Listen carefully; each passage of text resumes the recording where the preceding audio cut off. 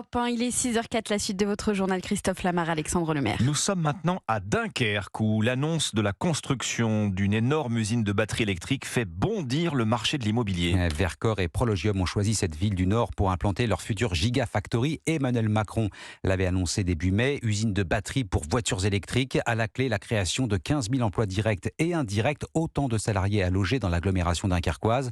Mission compliquée alors que le marché immobilier est déjà sous tension. Reportage Maximilien Carlier, correspondant d'Europe 1 dans le Nord.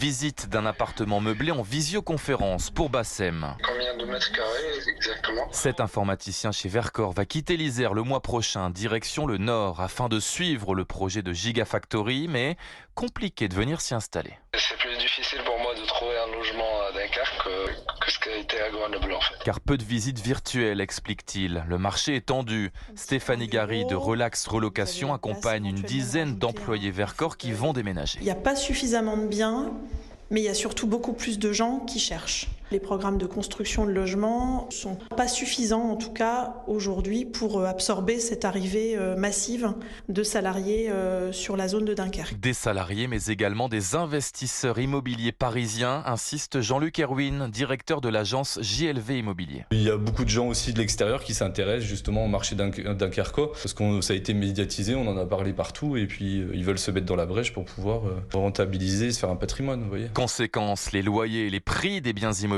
vont encore augmenter, ajoute-t-il, étant donné l'afflux de personnes et les emplois créés avec ces gigafactories. Un reportage à Dunkerque, Maximilien Carlier, correspondant d'Europe 1 dans le Nord.